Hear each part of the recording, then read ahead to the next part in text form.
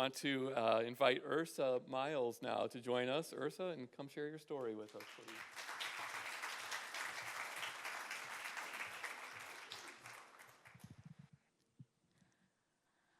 Akmea was a mermaid. And like all mermaids, her head was all filled with foam and bubbles. There was not a thought to be found.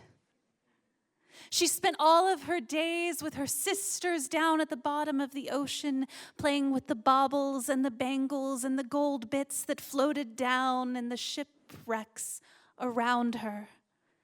And she lived her days in and her days out like that until one day there was a great storm. And the waters whipped all around, and the waves tossed her to the right, and the waves tossed her to the left, and they lifted her and they plunged her down into the undercurrents. And when she came to, she was in a glorious cave. Oh, the cave was filled with so much gold and so many gems, and she saw above her a great light where the cave opened up into the world. And she swam as fast as she could out of the cave to go tell her sisters of the great treasure she had found. And when she swam, she was caught up in a net. She heard above her, heave, ho, and she was pulled up onto a ship. And the pirates on that ship argued, "Arr, what shall we do with her?" Some of them thought that they should sell her whole and alive, that they would get the most money that way. Some of them thought they should chop her up and sell her as sushi. And they debated until the sun set, and they were all very tired. So they tied her up to the mast, and they went to bed. And when all the other pirates had gone to bed, there was one little boy on the ship who was left to swab the deck. He was young, maybe 8 or 9. And as he worked, he started to hum the simple tune. Ooh,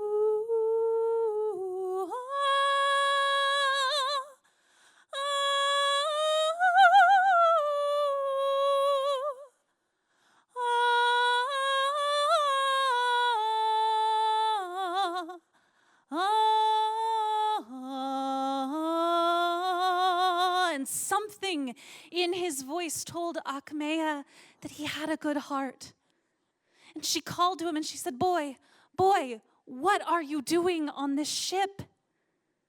And he said, well, I was not always a pirate. There was a day a year ago when my family and we were sailing across the sea, and pirates overtook our ships and they killed everyone except me. And now I must stay here and work. And Akmea said, well, that's awful. Will you cut me free now? And so he took a knife from his pocket and he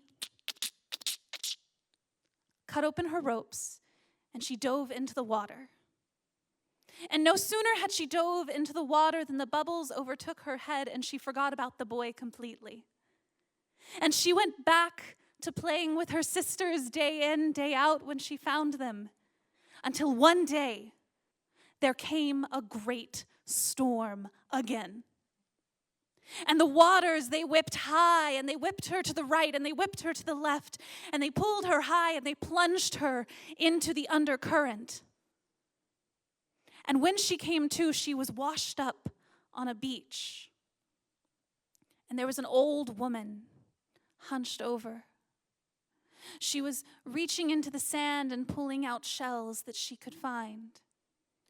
And she was singing a song to herself. Who can sail without the wind? Who can row without oars? Who can leave behind a friend without shedding a tear? And the mermaid, Akmea, she called to her, she said, woman, where did you learn that song? It seems almost familiar to me. And the woman said, it is my song. I made it as a lullaby for my son. But I lost him a couple years ago when pirates overtook our ship.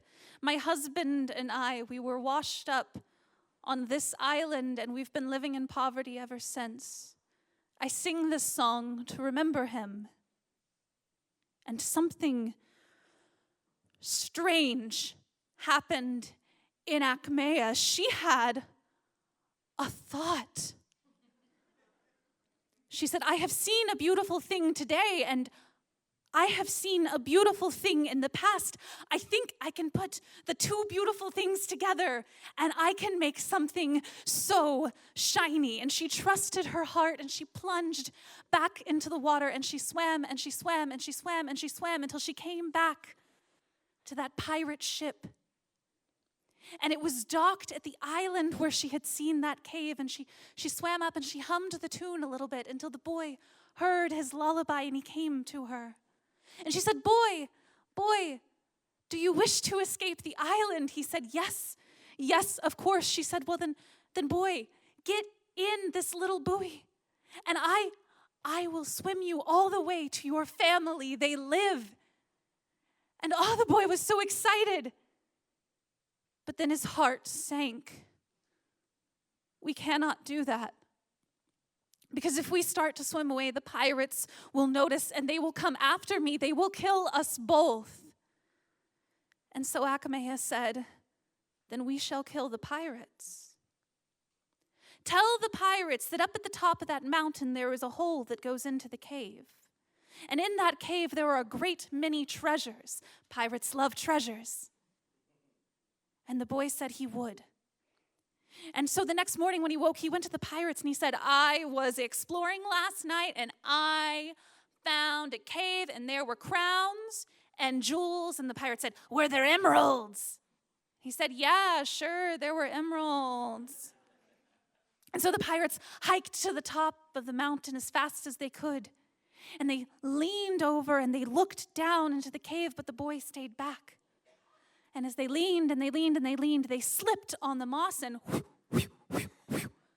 one by one, they all fell into the cave and drowned.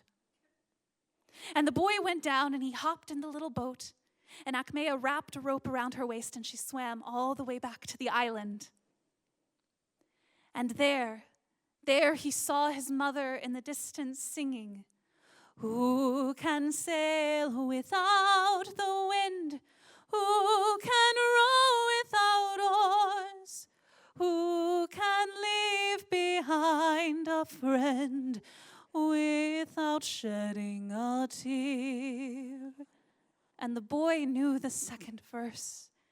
And he continued, I can sail without the wind. I can row without oars. But I cannot leave behind a friend without shedding a tear. And hearing the song that she had sung to her little baby all those years ago, the woman turned around and she ran and she embraced him.